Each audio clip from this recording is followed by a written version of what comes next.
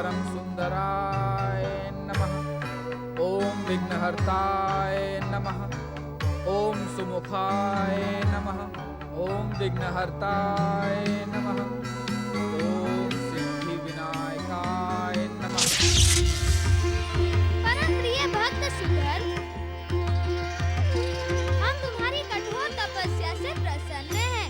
प्राचीन काल में 5 महादेवताओं की तपस्या के कारण प्रकट हमारा ये प्रिय तीर्थ तुम्हारी श्रद्धा और भक्ति के कारण सारे संसार में प्रख्यात हो गया है। कहो, क्या इच्छा है तुम्हारी? हे भक्तवत्सल, आपके पावन दर्शन पाकर मेरा जीवन सफल हो गया। अब मेरी कोई इच्छा नहीं है प्रभु। तुम्हारी भावना सुनकर हम और अधिक प्रसन्न हुए सुधर, और हमारी प्रसन्नता तुम्हें कुछ देना चाहती है। जब आप देना ही चाहते हैं तो मैं मना कैसे कर सकता हूँ स्वामी। लेकिन मैं एक निवेदन करना चाहता हूँ। कहो। प्रभु, मुझे सांसारिक सुख, ऐश्वर्य और संपत्ति न देकर केवल और केवल अपने चरणों की भक्ति दीजिए। मुझे अपनी मंगल मूर्ति का सत्संग दीजिए। मैं जन्म जन्मांतरों तक आपकी भक्ति और आराधना में लीन रहूं। कभी भी मेरा आपसे वियोग न हो। तथास्तु। भक्तराज सुदर्शन, तुम्हारी हर मनोकामना पूरी करना मेरा कर्तव्य है। तुम सतयुग से लेकर कलयुग तक हमारे प्रिय इसी मोरेश्वर गणेश तीर्थ की भक्ति और आराधना में लीन रहोगे। बार बार गणेश भक्त के रूप में जन्म लेने पर जन्म जन्मांतरों तक मोरेश्वर गणेश तीर्थ का भक्त बने रहने की तुम्हारी मनोकामना पूरी होगी। आप जैसा महान वरदाता है कामना पूर्ति का यह वरदान दे सकता है। आप धन्य हैं। आपकी महिमा अपरंपार है प्रभु। आपकी जय हो। जय हो मोरेश्वर श्री गणेश की। जय हो गौरी पुत्र श्री गणेश की। जय हो परम देव श्री महागणेश की जय हो।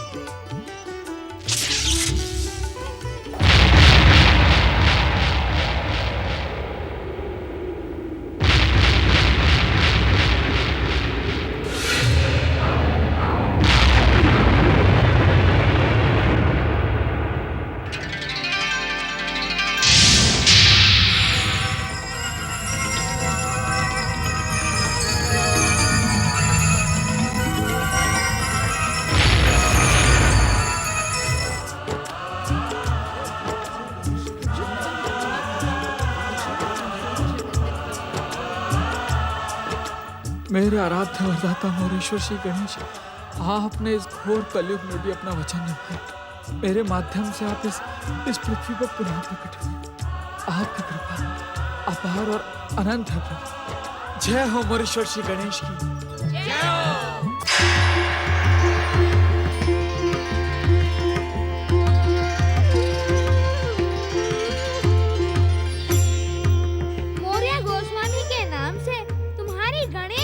की कीर्ति समय और युग की सीमाओं को लांघकर अनंत कालों तक अमर रहेगी। यह स्थान मेरे साथ तुम्हारे नाम के भी गुण गाएगा। जो भी भक्त श्रद्धा और भक्ति के साथ अष्टविनायक के इस महान तीर्थ क्षेत्र की यात्रा करके तुम्हारी भक्ति को याद करेगा, उसकी हर मनोकामना पूरी होगी। तुम सबका कल्याण हो।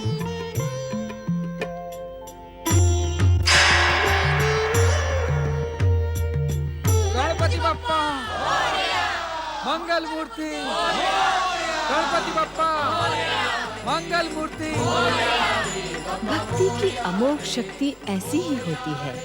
भगवान की कृपा पाकर भक्त का गौरव भगवान के समान हो जाता है। मोरेश्वर की भक्ति में लीन मोरिया गोस्वामी स्वयं भी जन जन के पूजनीय बन गए। महाराष्ट्र प्रांत में मोरिया गोस्वामी का नाम लिए बिना श्री गणेश की पूजा आराधना संपन्न ही नहीं होती।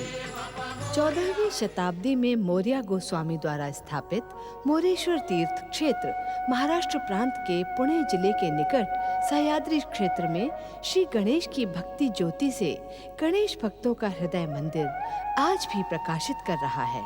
असंख्य गणेश भक्तों का मानना है कि अदृश्य रूप से आज भी मोरिया गोस्वामी यहाँ पर मोरेश्वर श्री गणेश भक्ति में लीन है।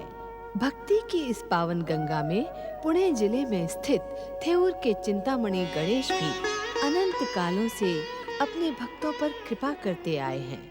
चिंतामणि श्री गणेश की प्रेरक कथा का संबंध परम योगी और महान श्री गणेश भक्त कपिल ऋषि से है। गणपतये नमः। ओम गं गणपतये नमः। ओम गं गणपतये नमः। ओम गं गणपतये नमः। महान श्री गणेश भक्त कपिल ऋषि की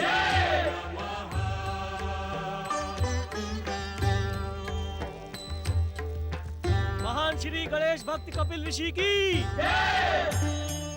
भक्ति पथ के पथिक साधु संतों और ग्रामीण जनों, आपका कपिल आश्रम में स्वागत है। परंतु मैं आपसे एक निवेदन करना चाहता हूँ। बार बार मेरी जय जयकार करके आप लोग मुझे लज्जित ना करें। यदि आप जय जयकार करना ही चाहते हैं तो इस संसार को गति देने वाले परम देव श्री महागणेश और उनके महान अवतार गौरीपुत्र श्री गणेश की कीजिए। आप धन्य है कपिल ऋषि, आप धन्य हैं और धन्य है आपकी श्री गणेश भक्ति। आपकी इस प्रचंड भक्ति के कारण ही हमारा ये प्रदेश धन धान्य और हरियाली से संपन्न है। ये मेरी तपस्या और भक्ति का नहीं, श्री गणेश की कृपा का चमत्कार है बंधुओं। हम तो आपके तरह ही साधारण गण हैं और गणों के ईश्वर हैं श्री गणेश। जिसके मन में सदा श्री गणेश भक्ति का निवास रहता है वो सदा विघ्न बाधाओं से मुक्त रहता है। ऋषिवर, श्री गणेश की चमत्कारी कृपा से हमें इस बात पर पूरा विश्वास है कि हमारे प्रदेश की संपन्नता का कारण आपकी भक्ति और आराधना ही है। सत्य वचन। श्री गणेश भक्त तो सारे संसार में है, परंतु इस प्रदेश में श्री गणेश की असीम कृपा है और इसका कारण आप हैं ऋषिवर, आप। मैंने तो यही सुना है कि संत का कोई अंत नहीं होता और आप एक संत हैं, तो फिर क्यों मेरे अंत की भूमिका रच रहे हैं? मैं कुछ समझा नहीं ऋषिवर।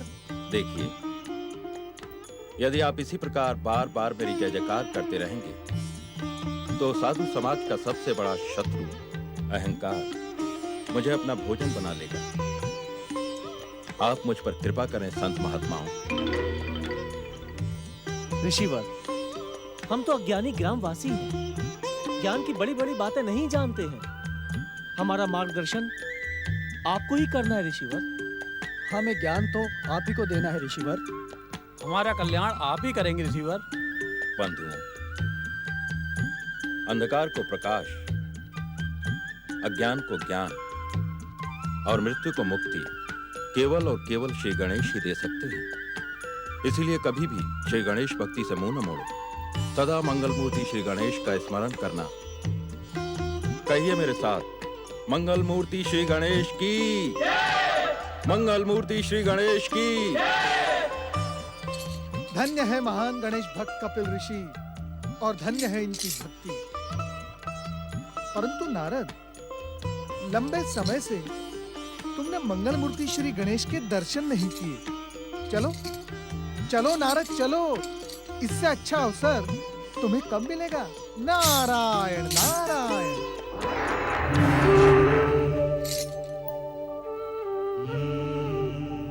संसार के विघ्नों का अंत करने वाले श्री गणेश के ध्यान में बाधा डालना घोर पाप है।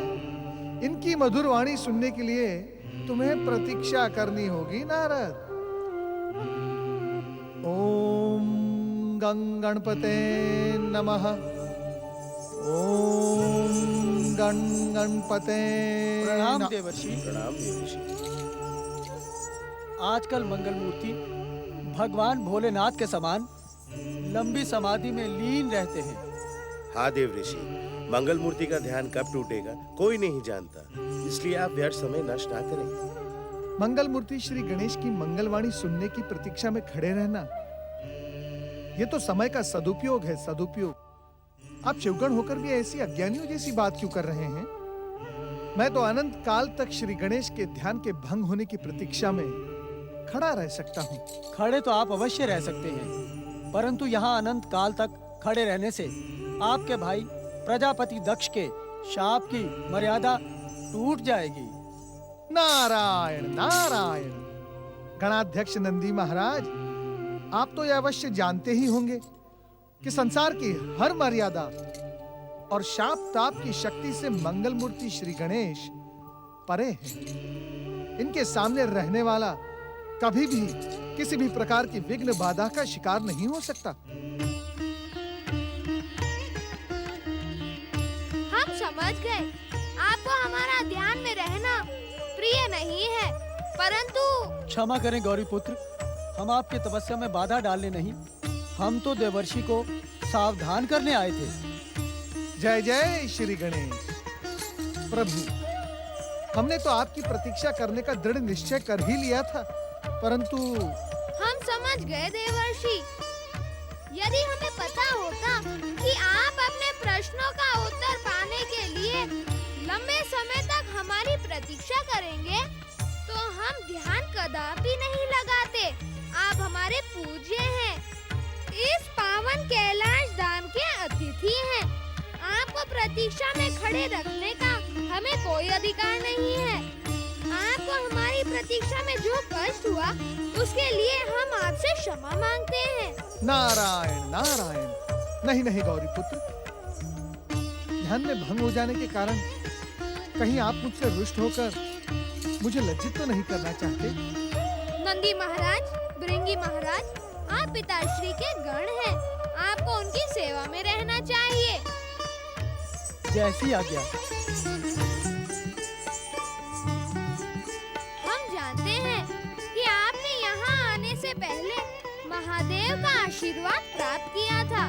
नारायण नारायण। श्री गणेश, आपके दर्शन पाने की लालसा में मैं सबसे पहले शिव समाधि स्थल ही गया था। आप केवल वहाँ गए नहीं थे, आपने पिताश्री से एक प्रश्न भी पूछा था। नारायण नारायण। और उसी प्रश्न का उत्तर आपसे पाने का आदेश भगवान भोलेनाथ ने मुझे दिया था। इसी कारणवश मैं आपकी प्रतीक्षा कर रहा था। मेरे पास दूसरा कोई रास्ता भी तो नहीं था। परंतु आपके मन में कपिल ऋषि को देखकर मेरे दर्शनों की अभिलाषा जागी थी। उन्हीं के भविष्य को लेकर आप कुछ प्रश्न भी पूछना चाहते थे। अब आप उस प्रश्न की बात ही क्यों कर रहे हैं जो आपने पिताश्री से पूछा था? नारायण नारायण। बात तो आप कर रहे हैं ना श्री गणेश?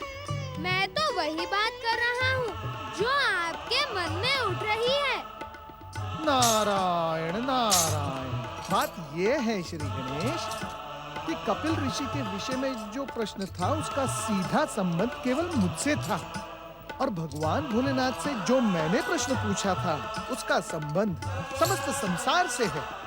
और जहाँ तक मैं समझता हूँ, सांसारिक हित के लिए व्यक्तिगत हित को दूर रखना ही उचित है ना? तो क्या अब आप कपिल मुनि के विषय में कुछ भी नहीं पूछना चाहते?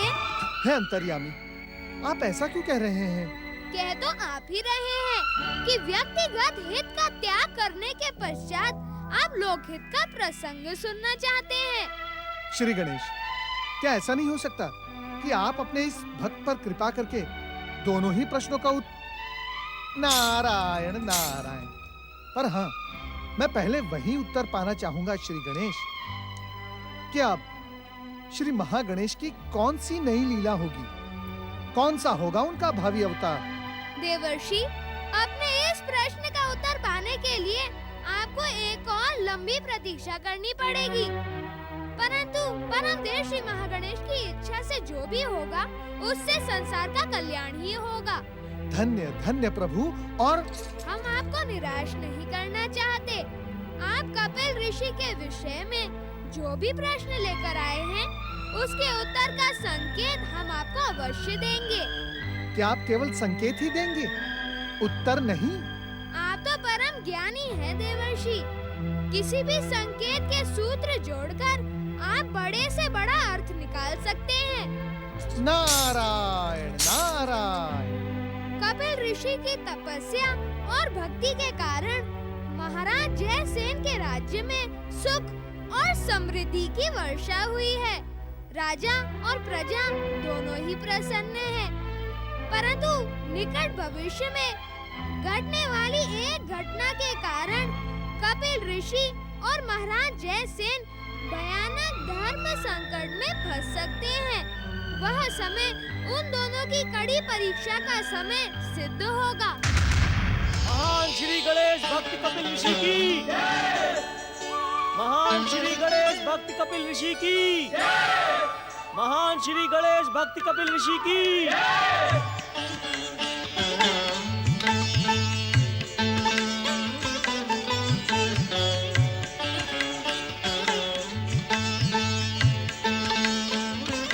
ऋषिवर, आपके चरण पड़ जाने से हमारी राजसभा पवित्र हो गई है। अब इस सिंहासन पर विराजमान होकर हमारा भविष्य सुखद करें। महाराज जैसे राज सिंहासन पर विराजमान होना तो राजाओं का धर्म होता है, हम ऋषियों का नहीं। हम ऋषियों के लिए तो केवल एक मामूली सा आसन ही, और आसन ही क्यों, हमारे लिए तो ये भूमि ही पर्याप्त है, जिसे किसी आधार की आवश्यकता नहीं होती। ऋषिवर, जिनसे समाज को आधार मिलता हो, उसे किसी आधार की क्या आवश्यकता है? महारानी सुषमा और राजकुमारी नीलिमा की जय! महारानी सुषमा और राजकुमारी नीलिमा की जय!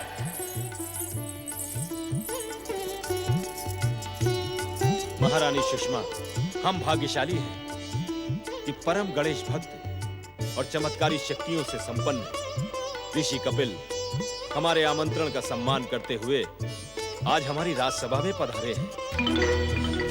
आप सत्य कह रहे हैं महाराज। यदि आपका विशेष आग्रह न होता तो।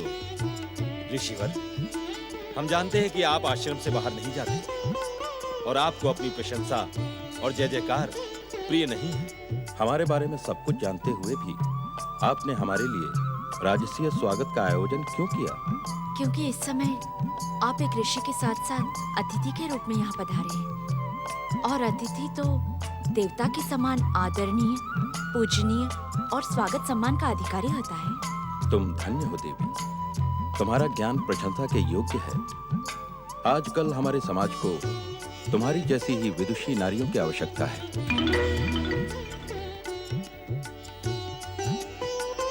ऋषिवर, आपको यहाँ आमंत्रित करने के पीछे हमारा उद्देश्य एक विशेष कार्य के लिए है। कौन सा विशेष कार्य महाराज? ऋषिवर, हमने हमारी प्रिय पुत्री राजकुमारी नीलिमा के स्वयंवर का निर्णय किया है।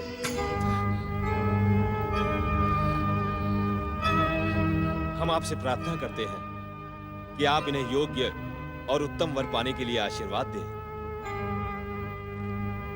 मंगल मूर्ति विघ्नहर्ता श्री गणेश की पावन कृपा से आपका भविष्य सुखमय और शांतिपूर्ण हो राजकुमारी नीलिमा।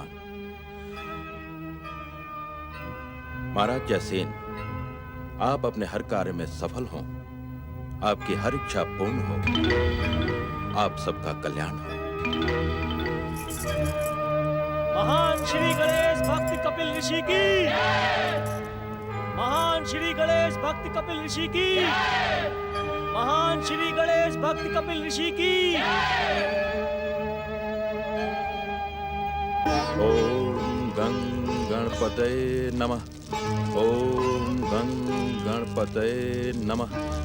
ओम गं गणपतये नमः। राजकुमारी जी, आपको तो वन मार्ग पर चलने का बिल्कुल अभ्यास नहीं है, और आपने रथ भी कितना पीछे छोड़ दिया। श्रीकला, क्या तुम नहीं जानती? ऋषियों के आश्रम में रथ पर चढ़कर आने की परंपरा नहीं है। पर क्या कारण हो सकता है इस परंपरा का? कारण तो सरल है। पहला, ऋषि का आदर, और दूसरा, रथ के स्वर से ऋषि की ध्यान साधना में बाधा पड़ सकती है। आप धन्य है राजकुमारी, जो लोक परंपराओं का इतना अधिक ध्यान रखती है। आपने तो ऋषि आश्रम से 4 कोस पहले ही रथ का त्याग कर दिया। आप धन्य है राजकुमारी।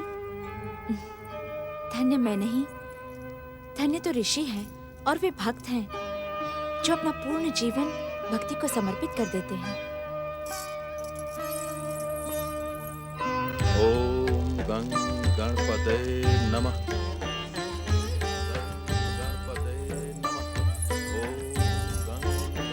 आप सब यहीं ठहरे।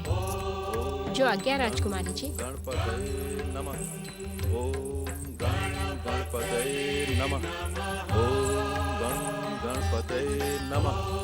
ओम गणपतये नमः। ओम गणपतये नमः। ओम गणपतये नमः। ओम गणपतये नमः। ओम गणपतये नमः। ओम गणपतये नमः। ओम गणपतये नमः। ओम गणपतये नमः। ओम गणपतये नमः। ओम गणपतये नमः। ओम गणपते नमः। ओम गणपते नमः। ओम गणपते नमः। महाराज जयसेन की पुत्री राजकुमारी नीलिमा, आप यहाँ? ऋषिवर, मैं आपके चरणों में एक विनम्र प्रार्थना लेकर आई हूँ। कैसी प्रार्थना राजकुमारी? क्या आपके पिता महाराज जयसेन भी आपके साथ पधारे हैं, अथवा आप अपनी माता के साथ आई हैं? नहीं ऋषिवर, मेरी प्रार्थना से मेरे माता पिता का कोई संबंध नहीं है, इसीलिए मैं उन्हें बिना बताए यहाँ आई हूँ। मुझे विश्वास है कि आप मेरी प्रार्थना अवश्य स्वीकार करेंगे। आपको अपने माता पिता की आज्ञा के बिना कहीं भी आना जाना नहीं चाहिए। आपका ये कार्य राज परंपरा के अनुकूल नहीं है राजकुमारी। मैं जिस उद्देश्य से यहाँ आई हूँ, उसके लिए माता पिता की आज्ञा प्राप्त करना कठिन था। जब आप मेरी प्रार्थना सुनेंगे तो सारी बातें आपकी समझ में आ जाएंगी। कुछ तो आपकी बात मेरी समझ में आ रही है राजकुमारी, पर आपके आने से मेरी ध्यान आराधना का संकल्प खंडित हुआ है। आपको अपनी बात कहने के लिए मेरे संकल्प के पूर्ण होने तक प्रतीक्षा करनी होगी। यदि आप अपने माता पिता की आज्ञा लेकर आई होती तो आपको यह कष्ट नहीं सहना होता। ओम गणपते नमः। ओम गणपते नमः। राजकुमारी ने हमें किस धर्म संकट में डाल दिया, समझ में नहीं आता कि महाराज से क्या कहूँ। पर इस बात को छुपाया भी तो नहीं जा सकता, महाराज को तो बताना ही होगा। कंचुकी, कंचुकी, तुम कहाँ हो? आज्ञा महारानी जी। महाराज कहाँ हैं? हम उनसे इसी समय मिलना चाहते हैं। महारानी की जय हो, महाराज पधार रहे हैं।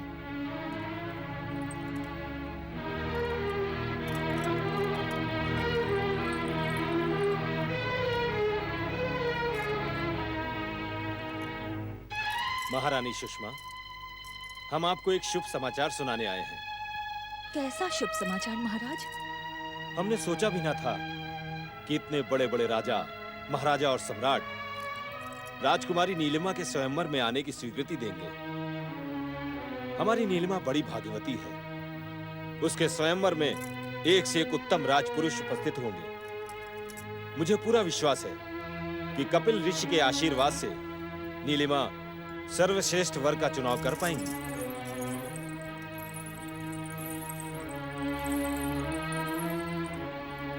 क्या बात है महारानी, क्या आप इस शुभ समाचार से प्रसन्न नहीं हैं? हमारे लिए नीलिमा की प्रसन्नता सब कुछ है महाराज, परंतु क्या महारानी, आप अपनी बात कहें। हम आपके व्यवहार से चिंतित हैं। महाराज, हमारी ये पुत्री ये स्वयंवर नहीं चाहती है। ये आप क्या कह रही हैं? नीलिमा के इस विचार का कारण क्या है? उसने अपने भावी वर का चुनाव कर लिया है। ये कैसी विचित्र बात कर रही हैं आप? हमने श्रेष्ठ से श्रेष्ठ राजपुरुषों को स्वयंवर में सम्मिलित होने का आमंत्रण भेज दिया है। कई राजकुलों से स्वीकृति भी आ चुकी है। क्या आप और राजकुमारी ये बात नहीं जानती? क्षमा करें महाराज, मुझे अभी अभी इस बात का पता चला है। मैं स्वयं आपसे मिलने आ रही थी कि आप। राजकुमारी नीलिमा को इस स्वयंवर से ही अपना वर चुनना होगा। वो हमारी राज प्रतिष्ठा के साथ खिलवाड़ नहीं कर सकती। कहाँ है राजकुमारी नीलिमा? कपिल ऋषि के आश्रम में।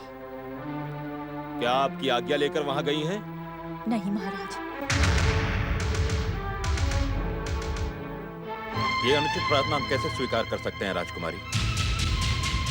हमारे आश्रम में आने से पूर्व आपको इस विषय में कई बार सोचना चाहिए था।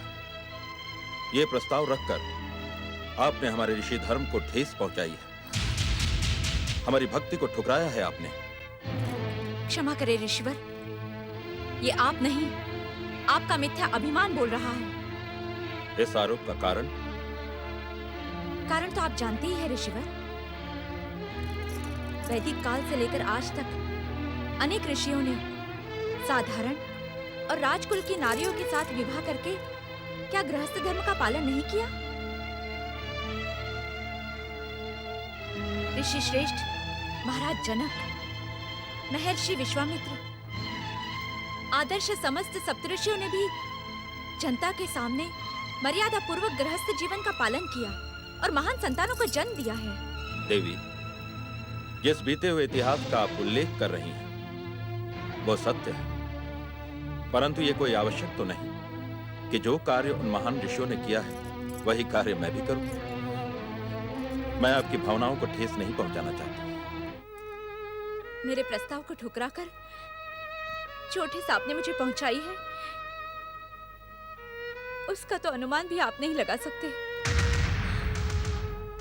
आपके कारण मेरा प्रेम से भरा हृदय, मेरी भावना वेदना की ज्वाला में भस्म होती जा रही है। स्वयं को संभालो देवी। यही कामना लेकर तो मैं आपके पास आई थी कि आप मुझे और मेरे भविष्य को संभाल लेंगे, मेरी प्रेम भरी विनती को स्वीकार करेंगे, मेरे जीवन को आधार देंगे। परंतु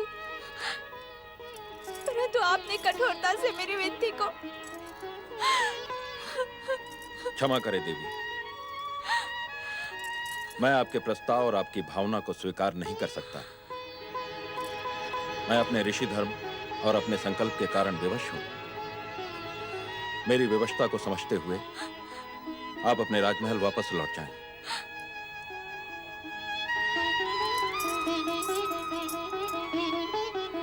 मैंने नहीं सोचा था संसार की सुख शांति का संकल्प करने के लिए जिस व्यक्ति ने ऋषि धर्म अपनाया वो व्यक्ति इतना कठोर और निर्मोही हो सकता है।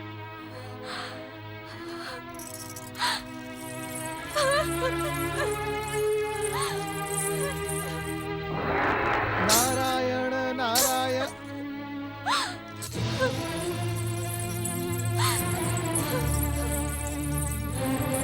ये तो किसी श्रेष्ठ कुल की सुंदर राजकुमारी दिखाई पड़ती है, परंतु परम गणेश भक्त ऋषि कपिल के आश्रम में एक राजकुमारी का भला क्या काम? नारायण नारायण। श्री गणेश ने धर्म संकट का जो संकेत दिया था कहीं उसका प्रारंभ तो नहीं हो गया? ओम गणेशाय नमः। नारायण नारायण। देव ऋषि नारद, आप ब्रह्मा जी के मानस पुत्र ने अनायास से आकर मेरे आश्रम को पावन कर दिया है। मैं तो सपने में भी नहीं सोच सकता था कि आप जैसे महापुरुष के और भगवान नारायण के अवतार के दर्शन मैं इस जन्म में कर पाऊंगा। बड़े बड़े ऋषि मुनि भी कठोर तपस्या के बाद जिस सौभाग्य को प्राप्त नहीं कर पाते वो आपने मुझे अपनी इच्छा के अनुसार प्रदान किया है। धन्य हुआ मैं और धन्य हुआ मेरा यह आश्रम। नारायण नारायण। ऋषिवर, मैं भी आपके समान श्री गणेश भक्त हूँ, परंतु गौरी पुत्र श्री गणेश ने जब मुझे इस बात का संकेत दिया कि आप किसी धर्म संकट में घिरने वाले हैं तो मैं आपको सावधान करने से स्वयं को रोक न सका। आपने मंगल मूर्ति श्री गणेश के साक्षात दर्शन किए हैं देव ऋषि। धन्य हैं आप। मैं तो उनके दर्शन पाने के आपकी भक्ति में अमोघ शक्ति है ऋषिवर। मैं विश्वास के साथ कह सकता हूँ कि विघ्नहर्ता श्री गणेश आपको दर्शन अवश्य देंगे। आपने जिस धर्म संकट की चर्चा की है देव ऋषि वो मुझ पर आ पड़ा है। पता नहीं ये संकट मुझे किस परिणाम तक पहुंचाएगा। नारायण नारायण। ऋषिवर, मैं आपसे धर्म संकट के विषय में कुछ भी नहीं पूछूंगा। केवल इतना कहूंगा कि आप श्री गणेश पर विश्वास रखें, उनकी कृपा पर श्रद्धा रखें। ये धर्म संकट आपका कुछ भी नहीं बिगाड़ पाएगा। देव ऋषि, मुझे अपने से अधिक चिंता महाराज जयसेन की है। आपकी भक्ति के कारण ही महाराज जयसेन इस धर्म संकट का सामना करने में सक्षम होंगे। आपका कल्याण हो। ओम गणेशाय नमः। नारायण नारायण। नहीं महारानी, नहीं। हम राजकुमारी के इस अनुचित प्रस्ताव को कभी स्वीकार नहीं कर सकते। हमने राजकुमारी को यह संदेश भेज दिया है कि वे कपिल ऋषि से विवाह की बात करके उन्हें धर्म संकट में न डालें। हम अच्छी तरह से जानते हैं कि कपिल ऋषि इस प्रस्ताव को किसी मूल्य पर स्वीकार नहीं करेंगे। परंतु महाराज। नहीं महारानी, किसी किंतु परंतु की आवश्यकता नहीं है। कपिल ऋषि के जीवन का एकमात्र उद्देश्य है श्री गणेश की भक्ति और जन कल्याण। राजकुमारी की इस धृष्टता के लिए हम ऋषिवर से क्षमा याचना करने जाएंगे। आपका ये निर्णय उचित है महाराज। बच्चों की भूल का सुधार बड़ों को ही करना होता है। पर ऋषि आश्रम जाने से पहले एक बार हम नीलिमा से मिल लें। हाँ महारानी, हम राजकुमारी से ये अवश्य पूछेंगे कि उन्होंने कपिल ऋषि के साथ कोई अनुचित व्यवहार तो नहीं किया। क्षमा करें देवी, मैं आपके प्रस्ताव और भावना का आदर नहीं कर सकता। अपने ऋषि धर्म और संकल्प के कारण मैं विवश हूँ। मेरी विवशता को समझते हुए आप आदरपूर्वक राजमहल लौट जाएं। मैंने सोचा नहीं था संसार की सुख शांति का संकल्प करने के लिए ऋषि धर्म स्वीकार करने वाला व्यक्ति इतना कठोर और निर्मोही हो सकता है। प्रणाम ऋषिवर। पुत्री नीलिमा, कपिल ऋषि ने मेरा घोर अपमान किया पिताश्री। उन्होंने न केवल मेरी भावनाओं को आघात पहुंचाया है, अपितु आपकी राज प्रतिष्ठा को भी आघात पहुंचाया है। नीलिमा, तुम्हें अपने पिताश्री से आज्ञा लिए बिना ऋषि आश्रम जाने की क्या आवश्यकता थी? मैं आपके इस प्रश्न का उत्तर नहीं दे सकती माताश्री। पुत्री, तुम अपनी भावनाओं में बहकर नहीं माताश्री, भावनाओं में बहकर नहीं। मैंने बहुत सोच विचार कर ऋषिवर के सामने अपना प्रस्ताव रखा था और ऋषि ने तुम्हारे प्रस्ताव को ठुकरा दिया। ये बात हम पहले से जानते थे राजकुमारी। तुमने एक मैंने कोई अनुचित कार्य नहीं किया पिताश्री। इतिहास साक्षी है, अनेकों राजकन्याओं ने ऋषियों से विवाह करके अपना जीवन धन्य किया है। कपिल ऋषि कोई साधारण ऋषि नहीं है राजकुमारी। वे चमत्कारी शक्तियों से संपन्न महान गणेश भक्त हैं। इस पर भी उन्हें मेरी भावनाओं का अपमान करने का कोई अधिकार नहीं है पिताश्री। या तो आप उन्हें मेरे साथ विवाह करने के लिए विवश कर दीजिए, या फिर उन्हें ऐसा दंड दीजिए कि वे जीवन भर उसे भूल न पाए। तुम मर्यादा की सीमाओं को लांघती जा रही हो राजकुमारी। तुमने अपनी इच्छा से ऋषि के आश्रम जाकर भयानक भूल की है। किसी ऋषि को दंडित करने का विचार करना भी भयानक पाप है। पिताश्री, मुझे तुम्हारी कोई बात नहीं सुननी है राजकुमारी। तुम्हारी भूल का प्रायश्चित यही है कि तुम कपिल ऋषि के पास जाकर क्षमा याचना करो और स्वयंवर में अपने वर का चुनाव करो।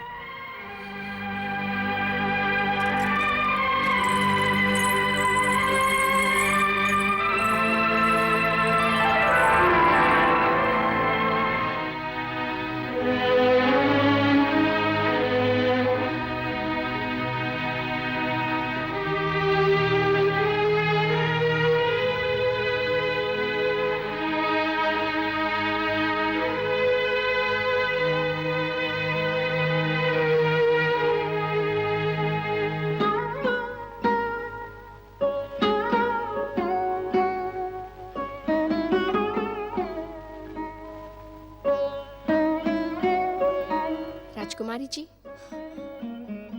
ये क्या? आज तो आपको प्रसन्न होना चाहिए। कल आपका स्वयंवर है और आप रो रही है। ये अशुभ और अनुचित है राजकुमारी जी।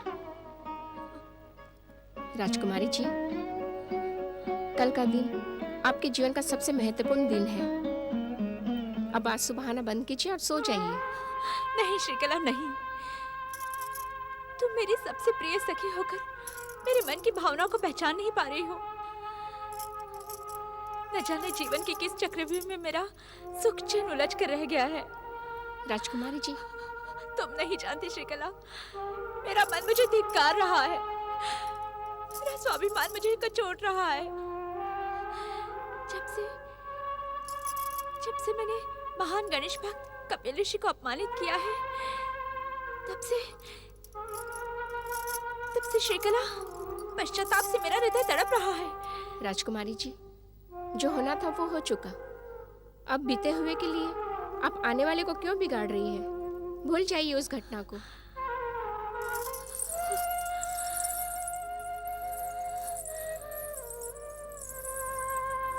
मैं भी भूलना चाहती हूँ श्रीकला, पर ये मन भूलने नहीं देता। एक क्षण भर के लिए भी उनकी सुदर्शन छवि मेरे मन से नहीं हटती। मन करता है अभी इसी समय उनके पास जाकर क्षमा याचना करूं। उनसे कहना चाहती हूँ कि भले उनके चरणों में मुझे मेरा स्थान न मिला हो, परंतु आपके सिवा किसी और को अपने पति के रूप में मैं स्वीकार नहीं कर सकती। सारा जीवन साध्वी बन के आपके चरणों में बिताना चाहती हूँ। ओम गं गणपते नमः। ओम गं गणपते नमः। ओम गं गणपते नमः। ओम गं गणपते नमः। हे विघ्नहर्ता मंगल मूर्ति श्री गणेश, महाराज जयसेन की पुत्री राजकुमारी नीलिमा पर अपनी कृपा बनाए रखना, उन्हें किसी प्रकार का कष्ट न होने देना। उनका स्वयंवर आपकी कृपा से निर्विघ्न संपन्न हो, यही मेरी आपसे प्रार्थना है। अपने भक्त की लाज रखना प्रभु। ओम गं गणपते नमः। ओम गं गणपते नमः। राजकुमारी नीलिमा, आप अतिथि बनकर मेरे आश्रम में आई, पर मुझे दुख इस बात का है कि मैं आए हुए अतिथि के साथ आदर का व्यवहार न कर सका। नहीं राजकुमारी, नहीं, मैं आपके स्पर्श का अधिकारी नहीं। श्री गणेश की तपस्या करते हुए मैंने आजीवन ब्रह्मचारी रहने का प्रण किया है। यही प्रण मेरा बल और मेरी शक्ति है, और आपके प्रति मेरी विवशता भी। परंतु मेरे पास तो आपके आशीर्वाद का अधिकार सुरक्षित है। आप मुझे आशीर्वाद देने से मना नहीं कर सकते, क्योंकि आप इस राज्य के सबसे प्रतिष्ठित ऋषि हैं। मंगल हो राजकुमारी। मैं अपनी सारी आराधना और तपस्या के मूल्य पर अपने आराध्य श्री गणेश से तुम्हारी प्रसन्नता की प्रार्थना करता रहूंगा। मेरी प्रसन्नता तो आपके चरणों की सेवा है। बार बार एक ही बात दोहराने से कोई लाभ नहीं होता है राजकुमारी। मेरा संकल्प। ऋषिवर, जब मैं पहली बार बिना अपने माता पिता को बताए आपके आश्रम आई थी, तभी मैंने मन ही मन आपको अपने पूज्य पति के रूप में स्वीकार कर लिया था। मैं अपने संकल्प के कारण विवश हूं। मैंने अपने संकल्प को हठ बनाकर आपके साथ अनुचित व्यवहार किया। मुझे इसका दुख है, परंतु अब मैं क्या करूं? मेरी कुछ समझ में नहीं आता। देवी, जब समझ साथ छोड़ दे तो सब कुछ श्री गणेश के चरणों में डाल देना चाहिए। वे दुख हरता भी हैं और सुख करता भी। यदि आप अपने सच्चे मन से उनका स्मरण करेंगे तो आपकी सारी दुविधाओं का अंत हो जाएगा। क्या आप यही कहने आए थे मुझसे? हाँ राजकुमारी, श्री गणेश की कृपा से आपका जीवन और भविष्य उज्जवल है। आप अपने पिताजी की आज्ञा का पालन करें और स्वयंवर में उत्साह के साथ भाग लें और अपने योग्य उचित वर का चुनाव करें। इसी में आपका और इस राज्य का कल्याण है।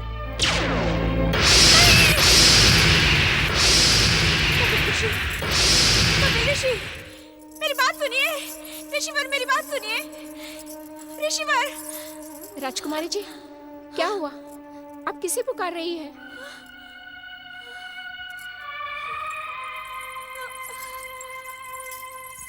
सोने का लाख प्रयास करने पर भी मुझे नींद नहीं आ रही है। इधर उधर के विचार मेरे मन को भटका रहे हैं। मैं क्या करूं? मेरे कुछ समझ में नहीं आ रहा है, मैं क्या करूं? कल आपका स्वयंवर है ना? ऐसे अवसर पर आपका चंचल मन आपको चैन नहीं लेने देगा। पर मेरे पास एक उपाय है। कैसा उपाय? आप अपनी आंखें बंद कर लीजिए और अपने स्वयंवर की मीठी मीठी कल्पनाओं में खो जाइए। नींद स्वयं ही आपको आ जाएगी। मैं इतनी अधिक विचलित हूँ और तुझे परिहास सोच रहा है। चली जा यहाँ से। लेकिन मैं तो आपका मन बदलने के लिए। तूने सुना नहीं मैंने क्या कहा? चली जा यहाँ से। यदि तू मेरी भावना नहीं समझ सकती तो यहाँ खड़ी क्यों है? चली जा। मुझे तेरी कोई आवश्यकता नहीं। कल राजकुमारी जी का स्वयंवर है। न जाने श्री गणेश की क्या इच्छा है। हे मंगल मूर्ति, मेरी राजकुमारी पर अपनी मंगल कृपा बनाए रखना मंगल मूर्ति। हे मंगल मूर्ति, मेरी राजकुमारी पर अपनी मंगल कृपा बनाए रखना मंगल मूर्ति।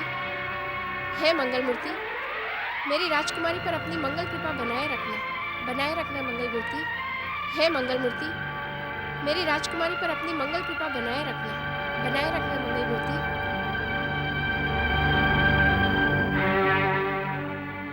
अब तो मुझे ही कुछ ना कुछ करना होगा।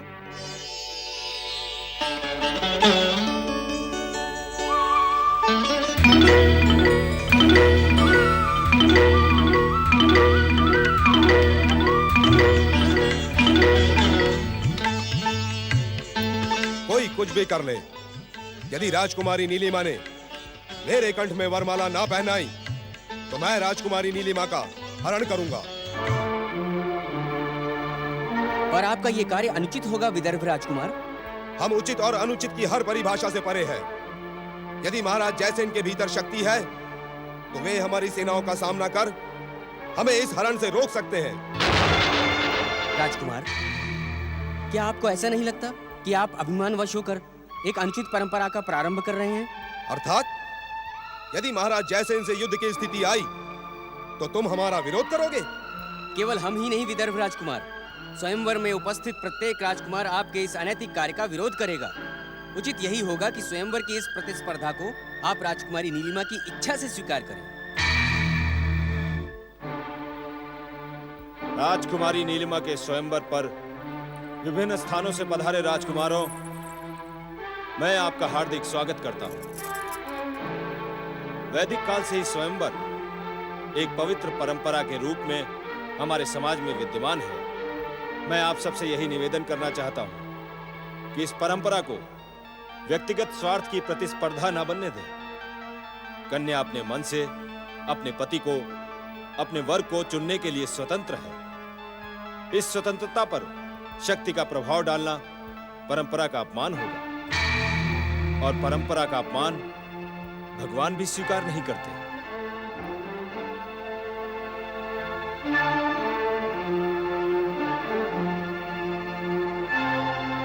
राजकुमारी नीलिमा पधार रही है। हम सबकी संयुक्त शक्ति से भयभीत होकर विदर्भ राजकुमार ने स्वयं स्वयंवर का त्याग कर दिया है।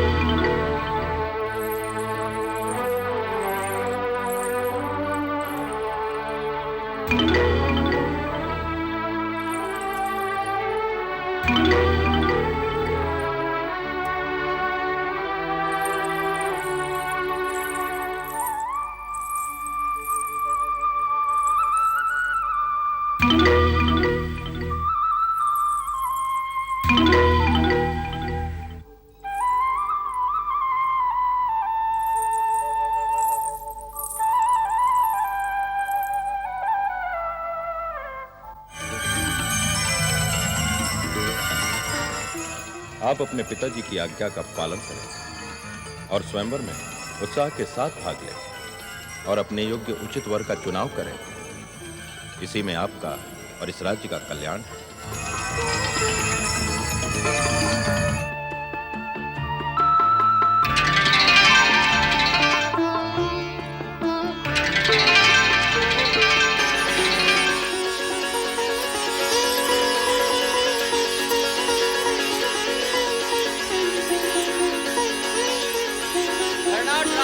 अश्वघोष की, राजकुमारी नीलिमा की, महाराज जयसेन और महारानी सुषमा की, राजकुमार अश्वघोष की, राजकुमारी नीलिमा की, राजकुमारी नीलिमा की, राजकुमारी नीलिमा की। ओम गं गणपते नमः। ओम गं गणपते नमः। ओम गं गणपते नमः। ओम गं गणपते नमः। ओम गं गणपते नमः।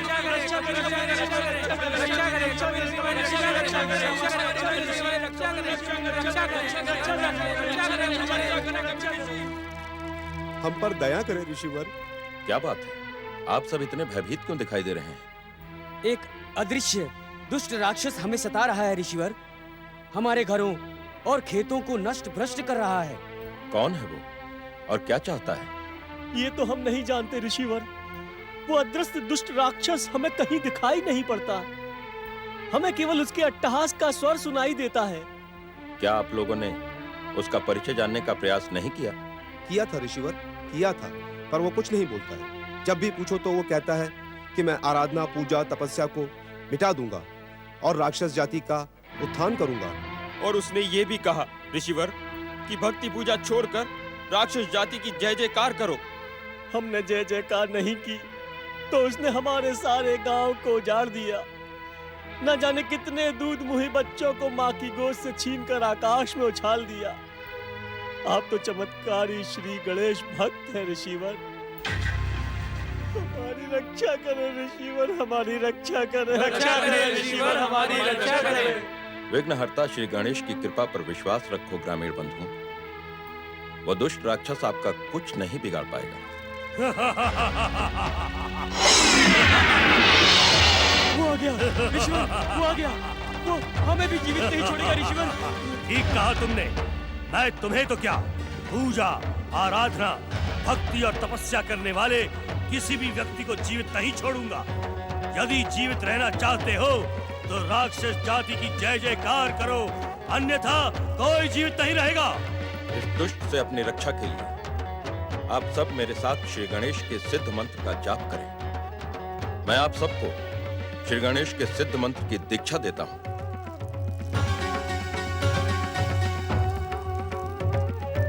ओम गं गणपते नमः। ओम गं गणपते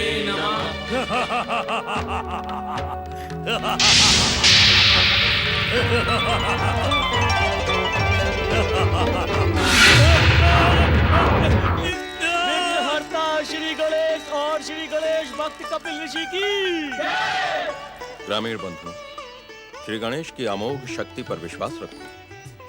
यदि वो दुष्ट राक्षस फिर से आपको कष्ट पहुंचाने का साहस करेगा तो आप सब गणेश मंत्र का उच्चारण करना। वो आपका कुछ नहीं बिगाड़ पाएगा। आप धन्य हैं ऋषिवर और धन्य है आपकी भक्ति। ये हमारा सौभाग्य है कि आप जैसे योग्य पुरुष के दर्शन सरलता से प्राप्त हो जाते हैं। आपकी जय हो ऋषिवर। मैं पहले भी कई बार कह चुका हूं, यदि आपको जय जयकार करनी ही है तो मेरे आराध्य श्री गणेश की कीजिए। मैं तो आपके समान उनका एक साधारण सा भक्त हूं। जय श्री गणेश। स्वामी, अभी हमारा कर्नाटक राज्य और कितनी दूर है? मैं जानता हूँ राजकुमारी, आप अपने नए राज्य को देखने के लिए बहुत उत्सुक हैं। बस हम यात्रा के अंतिम चरण में ही हैं।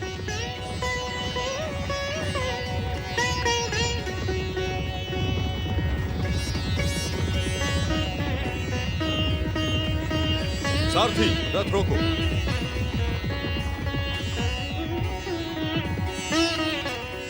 स्वामी, आपने रथ क्यों रुकवा दिया?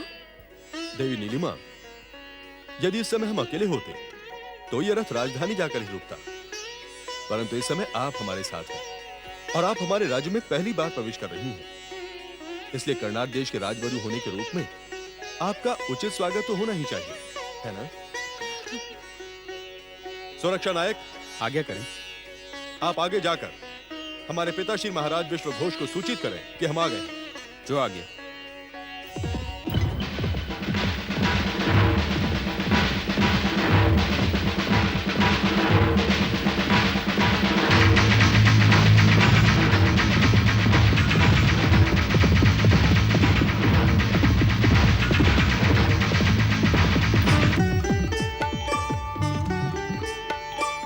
महाराज विश्वघोष की जय। क्या समाचार लाए हो सुरक्षा नायक?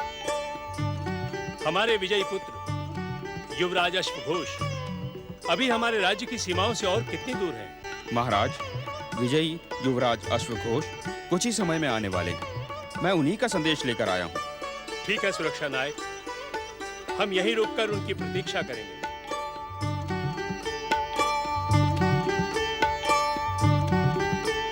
देखिए राजकुमारी नीलिमा, यहां से हमारे कर्नाट राज्य की सीमाएं प्रारंभ होती हैं। सारथी, रथ चलाओ।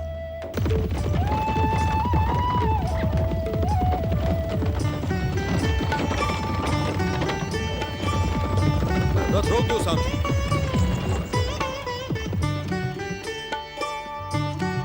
आइए राजकुमारी नीलिमा, हमारे पिताश्री के दर्शन करके उनका आशीर्वाद प्राप्त कीजिए और अपना जीवन धन्य कीजिए। आइए। महाराज विश्वघोष, युवराज अश्वघोष और राजवधु नीलिमा की। युवराज अश्वघोष, राजवधु नीलिमा की।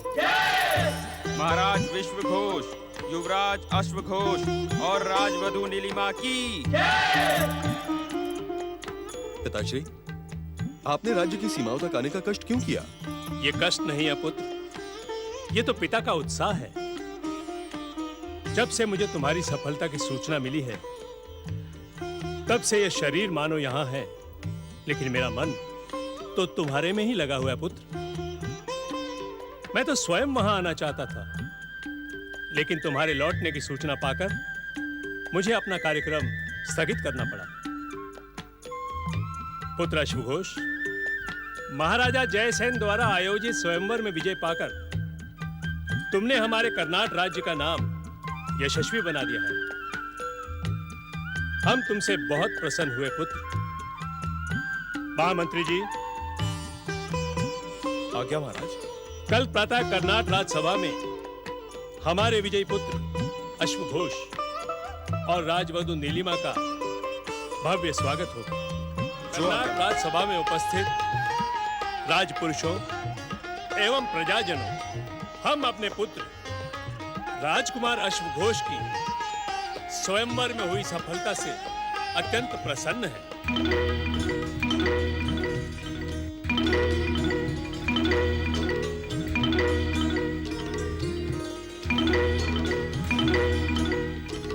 राजकुमार अश्वघोष का यश तथा पराक्रम विचार की किसी भी संभावना से ऊपर उठ चुका है। हम अपने राज्य का कार्यभार राजकुमार को सौंपकर अवकाश लेने की घोषणा करते हैं। महाराज विश्वघोष, राजकुमार अश्वघोष और राजवधु नीलिमा की। राजकुमार अश्वघोष, इस शुभ अवसर पर तुम्हें अपनी नवविवाहिता पत्नी राजकुमारी नीलिमा के साथ हमारे कुलगुरु कालिका चरण जी से आशीर्वाद प्राप्त करना चाहिए। महाराज विश्वघोष,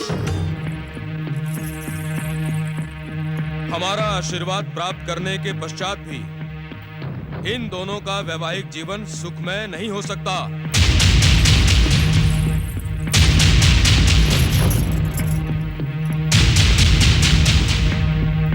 प्रणाम गुरुदेव। आयुष्मान भव। राजकुमार अश्वघोष, स्वयंवर में जाने से पहले जब तुम हमारा आशीर्वाद प्राप्त करने के लिए आए थे, हमने तभी तुम्हें स्वयंवर में न जाने के लिए सावधान किया था, किंतु तुम हमारी आज्ञा का उल्लंघन करके एक ऐसी राजवधू का वर्ण करके लाए हो जिसके मन में तुम्हारे प्रति तनिक भी प्रेम नहीं है।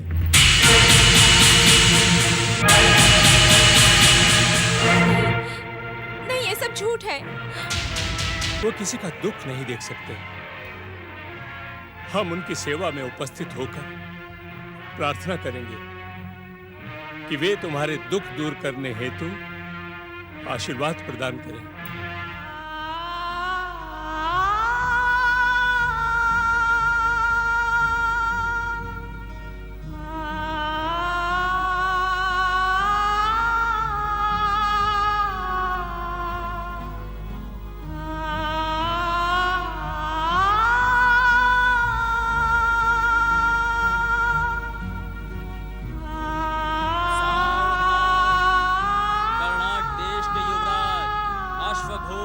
पधार रहे हैं।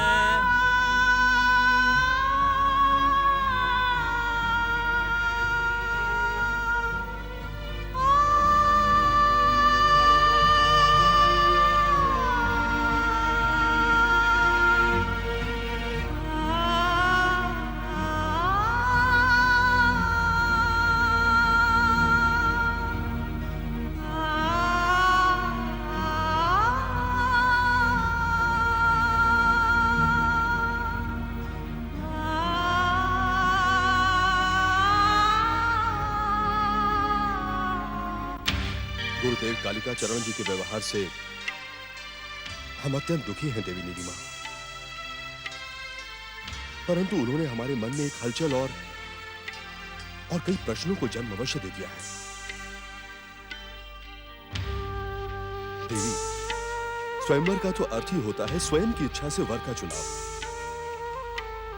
जब आपने अपनी इच्छा से भरी सभा में अनेक राजपुरुषों के बीच हमारा चुनाव किया है, हमारे गले में वरमाला पहनाई है, तो फिर विवशता का प्रश्न कहां उठता है? परंतु राजगुरु कालिका चरण ने किसी पराये पुरुष की चर्चा ही क्यों की?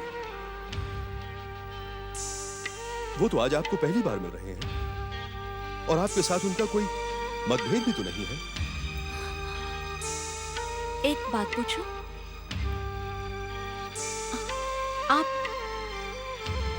आप अन्यथा तो नहीं लेंगे ना? नहीं देवी, कदापि नहीं। जब तक आप कुछ पूछेंगे नहीं, तब तक मुझे मेरे प्रश्नों का उत्तर कहां से मिलेगा? पूछिए। जब कालिका चरण जी ने आपको स्वयंवर में जाने से रोका था, तो आप... देवी, आपके सौंदर्य की चर्चा आपके स्वयंवर से पहले ही चारों दिशाओं में फैल चुकी थी। उसी चर्चा के कारण हम स्वयं को वहां जाने से रोक ही नहीं सके। परंतु आप तनिक भी चिंता न करें, हम कल प्रातः ही पिताश्री के साथ गुरुदेव की सेवा में जाएंगे और मैं भी आपके साथ चलूंगी और राजगुरु से निवेदन करूंगी कि अगर वो अपने निर्णय पर दृढ़ हैं, तो उन्हें यह सिद्ध करना होगा। अब मैं कर्नाट राज्य की राज्यवधू हूं। मेरा चरित्र सारी शंका और आशंकाओं से ऊपर होना चाहिए। देवी, आप राजगुरु कालिका चरण जी की चमत्कारी और सिद्ध शक्तियों को चुनौती देने की भूल कदापि न करें। मैं किसी को कोई चुनौती नहीं दे रही हूँ राजकुमार, परंतु कर्नाट राज्य की प्रतिष्ठा और आपके सम्मान की रक्षा करने के लिए मैं बड़ी से बड़ी परीक्षा देने के लिए प्रस्तुत हूँ। ओम ऐं ह्रीं क्लीं चामुंडाय विच्चे। ओम ऐं ह्रीं क्लीं चामुंडाय विच्चे। ओम ऐं ह्रीं क्लीं चामुंडाय विच्चे। या देवी सर्वभूतेषु चंडी रूपेण संस्थिता, नमस्तस्यै नमस्तस्यै नमस्तस्यै नमो नमः।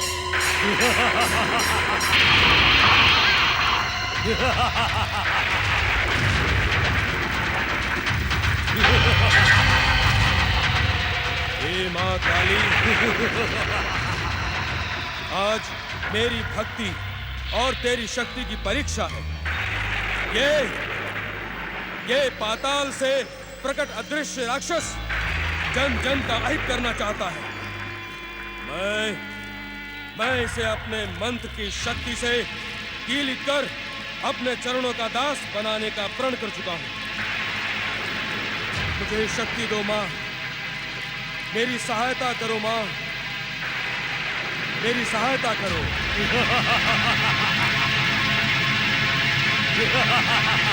ये पातालवासी दुष्ट राक्षस, तू इस काली का आश्रम से बाहर नहीं जा पाएगा। माता काली की महाशक्ति तुझे खींचकर बांध लेगी और तू हमारी इच्छाओं का बंदी बनकर हमारे आदेशों का पालन करने के लिए विवश हो जाएगा। दुष्ट, मैं तुझे अभी कीलित करता हूं। जय माता काली।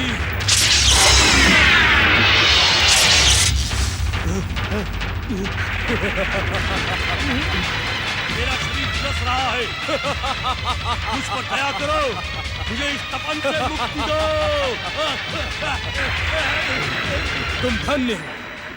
तुम धन्य हो माता काली। तुम्हारा आह्वान करते ही ये दुष्ट पातालवासी राक्षस कीलित और पराजित होकर सदा सदा के लिए तुम्हारा दास हो गया है। तुम धन्य हो माते, धन्य हो।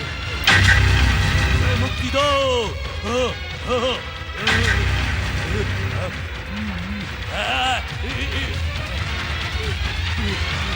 जय मां काली।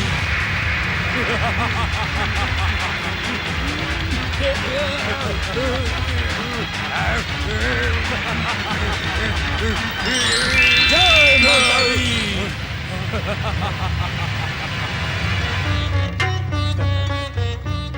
मैं आपकी दासता स्वीकार करता हूं गुरुदेव। कहें, क्या आज्ञा है मेरे लिए?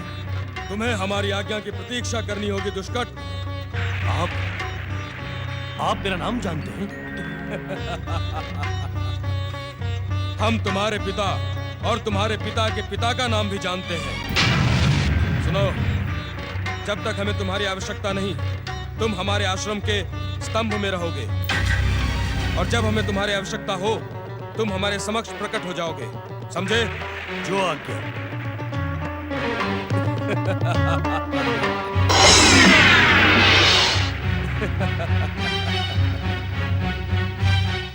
जय हो माता काली,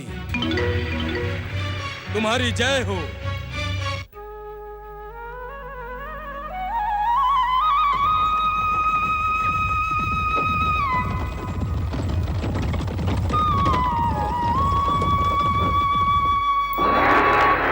नारायण नारायण नारायण श्रीमन्नारायण। सारथी, रथ रोको।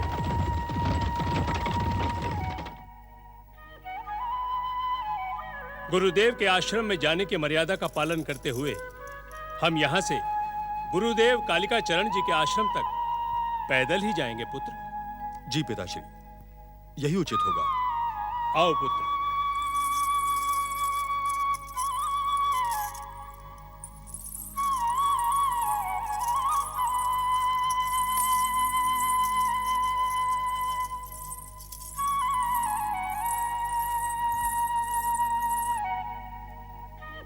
राजगुरु कालिका चरण की जय। राजगुरु कालिका चरण की जय। राजगुरु कालिका चरण की जय। राजगुरु कालिका चरण की जय। राजगुरु कालिका चरण की जय।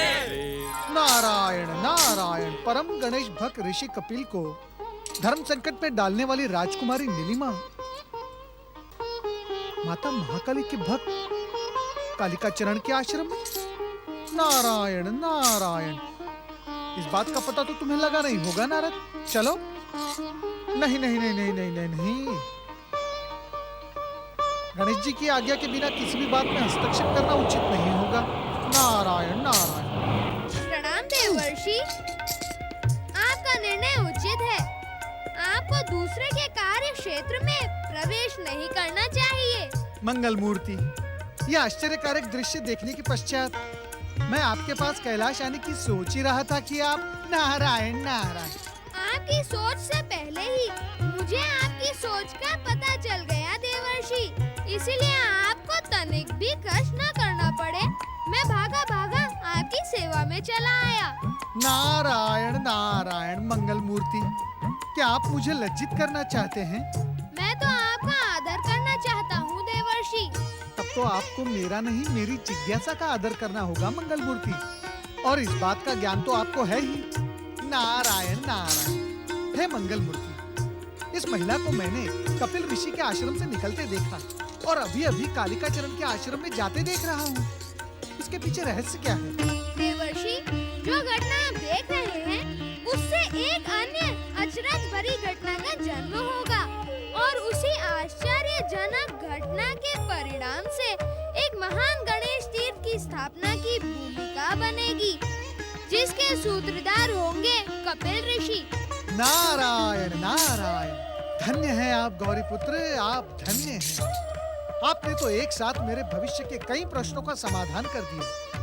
हे मंगल मूर्ति, मैं आपसे कपिल ऋषि के विषय में एक प्रार्थना करना चाहता था। प्रार्थना करने की कोई आवश्यकता नहीं है देवर्षि। कपिल ऋषि की भक्ति अब उस चरम सीमा पर जा पहुंची है जहां वे मेरे दर्शन प्राप्त कर सके। जय जय श्री गणेश। मंगल मूर्ति, यदि आप मुझे आज्ञा दें तो मैं देखूं कि कालिका चरण और इस महिला की भेंट का क्या परिणाम निकलता है। आपका स्वभाव लाख समझाने पर भी बदलने वाला तो है नहीं देवर्षि, क्योंकि घटनाओं के रस का पान करने